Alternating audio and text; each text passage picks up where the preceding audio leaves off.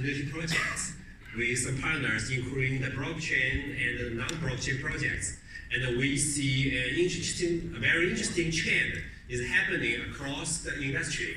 So this is the purpose of this session. I'm going to introduce what we see, and we think it deserves noticing. Actually, we also attended the DevCon last year in San Francisco. And this is our partner and AI scientist, Zepeng. And on that conference, on that DevCon, we've been talking a lot about NLP and AI, how NLP and AI can help the blockchain, like to help the trading, or help the community management, or help the project to understand your community, the members, and their voice better. So after the DevCon, we built demos into the products. And we are working with many token funds in China, including NGC, 分布式 timestamp, and some token incubators like the Langhash. And we are helping some of their projects to adopt our technology to work on their community, to manage their community better, to understand their community better. But more interestingly, there are some big brands in China also come to us and want to understand whether our technology can help their communities. They are not blockchain projects, but they are highly interested in the community.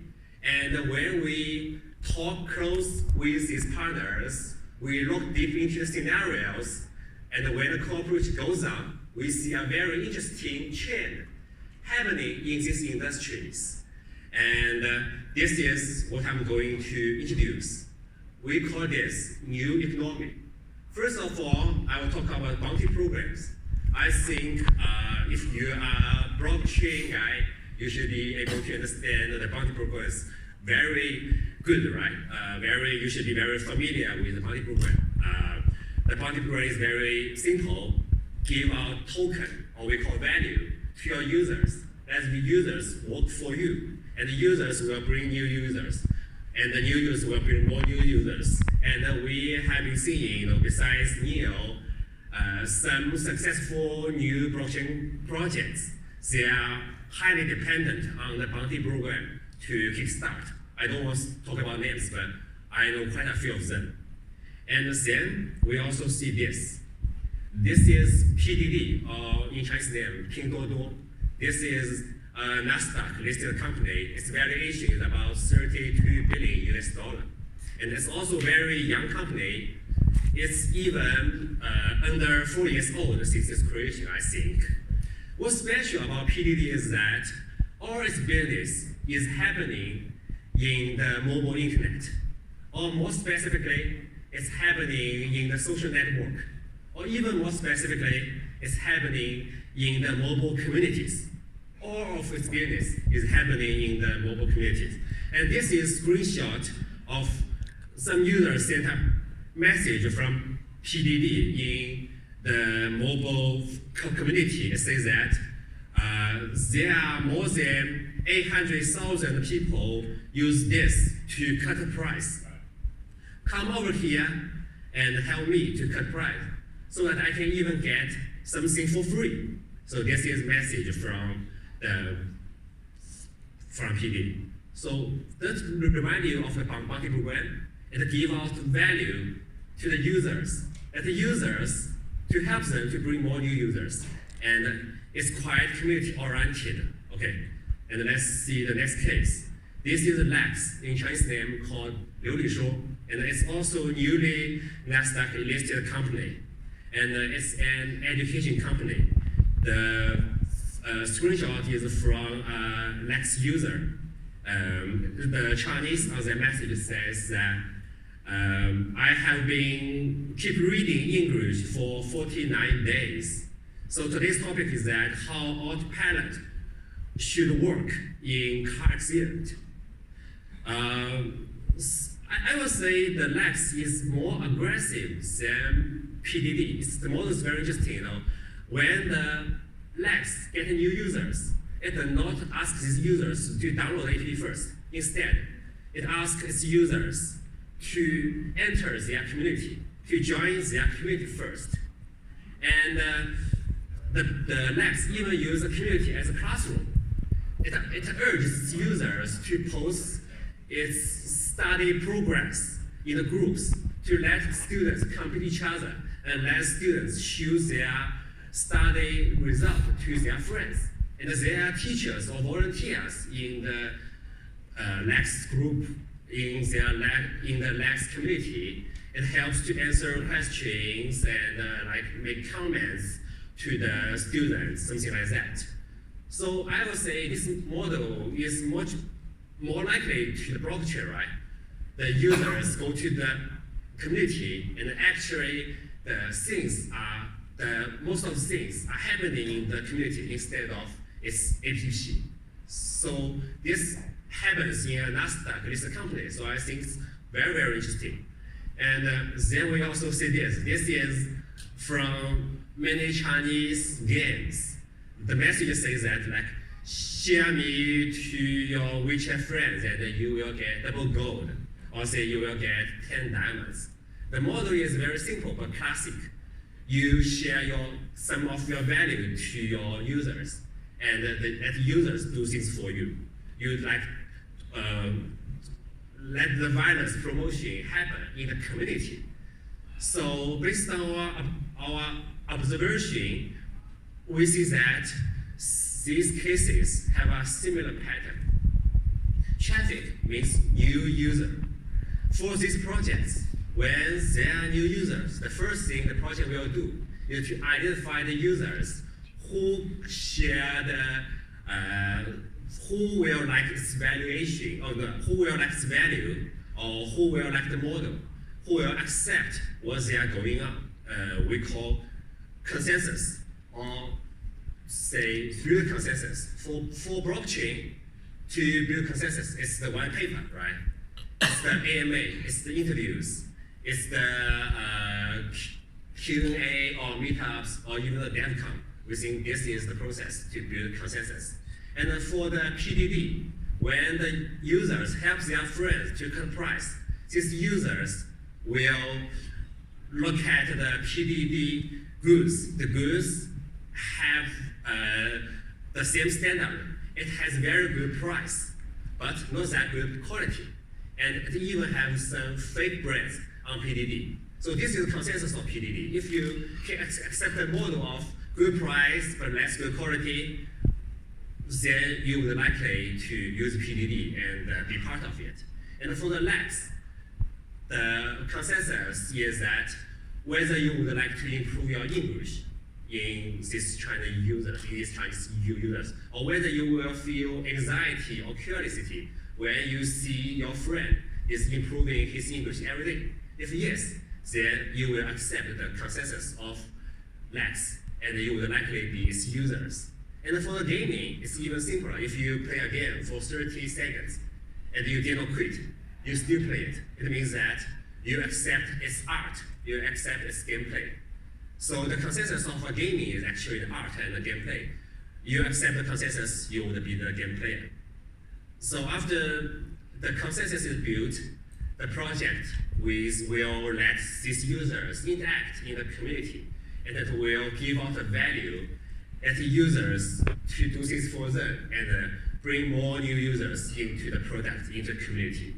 And we can see that it will keep circling around the 3 steps. Circle and recircle, there are more new users in it, and the product grows bigger and bigger.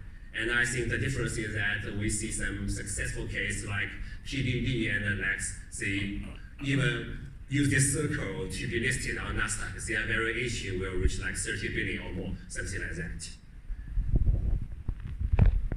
So this makes us think that maybe the token economy is actually a part of something even broader. We call it the community economy. We think that there's something special, very special with the token economy because it gives us token instead of paper money. So in theory, the community member who accept token, they will look at the long-term value instead of short-term value. because the token is valuable only if the project is successful, right? So we think the token economy is a little bit special, but it's not the only one, or it's not alone. We can see that there are similar things happening in other industry, in this non-blockchain industry, and we believe it will be a global trend to leverage the community and build economy based on that. Why we think that? There are two reasons. The first of all, because the growth of the mobile internet. This chart is from the ResearchGate.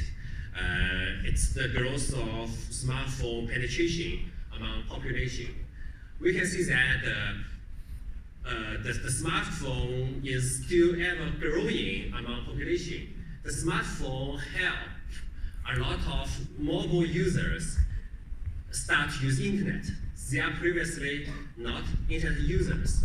Because there are more and more people use internet, and in the community, even a very small idea or say even very narrow segment can have its voice spread and can find the users who can accept their consensus. In another word, right now, a small idea can have its tipping point, or however small at the beginning it is, but it can have its tipping point at a very low cost. This means that if we do a business or we do something around the community and we give our voice, this thing become possible. And that's why these big brands in China are also working on that. The other thing we believe this is a global trend is because of the mobile payment. We also think why we see these cases happening in other industry, why we see these things only in China right now. Then we figure out that because the mobile payment is very advanced in China right now. So in China, it's possible that you do a business only on mobile. You accept payment only in the community, only in the mobile device. This also can grow into a very big business. While in the other part of the world, maybe because of the privacy or because of the efficiency, something like that, the mobile payment is not adopted yet. But we say, if this problem are solved, we believe that this problem, these worries could be solved sometime, maybe 3 years or 5 years. I think the problem could solve it. But when the problem is solved, is there any problem to stop the community growth to growth, or say the community economy to growth like China? No, we did not think any problem. We'll stop that. So that's why we think the community economy might be a trend.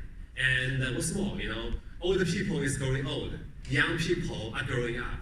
The young people, these guys, from very young, they are living in the community. They are living on the mobile. So we think that the community economy will only be the trend in the future. And so this is what we are working on after we figure out what's happening there and when we believe this will be a trend. We collect requests and requirements from different partners. Some are blockchain, some are non-blockchain, some are very big brands. And we integrate into a system that could serve partners in different industries. I don't want to talk into very details about these features. Actually, this graph just want to let you know that there are many things could be done in the new community economy. For example, we are helping these big brands in China to do the tokenization, to persuade use token to incentive these communities. Because we believe that the token will make people look at the long-term value instead of near-term value. But if these guys don't want to adopt the blockchain, it's fine. We will make the model still function as well in this system. So this is what we are working on. And the other thing is that there are a lot of things to be automated in the system, like we need to give rewards incentive to both the big influencers or the small users. They will get rewards fairly, right? Everyone could be part of the economy, the community economy while we will eliminate the loopholes so that no one can exploit the loophole to benefit himself. And in order to build a consensus, we need to do a lot of things like the gamification, because gamification can help users to understand the idea, the value of the project, but in a much funny way and a much easier way. And we will also do some opinion leading, help users to look at the main aspects of the project instead of look at something not very important or complex, something not very important. And we also need to do the traffic leading, a lot of things need to be done in this very new community economy. And there are big chances, big opportunities there. So that's why we want to share what we see or what we do to all of you and urge you to look at maybe there will be new chance, new change in this world. Okay, so that's all. And we have a Telegram channel called JarvisPlus. And we will keep updating our progress in that Telegram channel. So if you are interested, you may just follow the channel and understand our recent progress. And thank you guys.